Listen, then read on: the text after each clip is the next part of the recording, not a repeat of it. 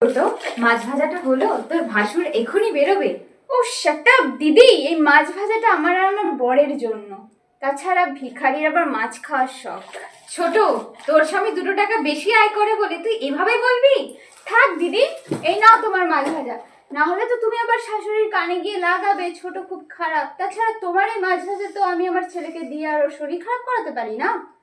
ছোট, তোর ছেলে আমার নিজের সন্তানের মতো, তুই এই কথা কি করে বলতে পারিস? এত বড় বড় কথা বলো না দিদি, সতী সাবিত্রী সাজার কোনো দরকার নেই। ছোট, তোর এই শাড়িটা আমাকে দিবি, আমি একটু পরবো। দামি শাড়ি পরার যখন এতই শখ, নিজের বরকে গিয়ে বলো না একটা শাড়ি কিনে দিতে। সে মুরত্ব নেই, ভিখিরি কোথাকার। ছোট, আমরা দুই বোনের মতো। তোর শাড়ি আমি পরবো, আমার শাড়ি তুই পরবি, এতে ভিখিরি কি হলো?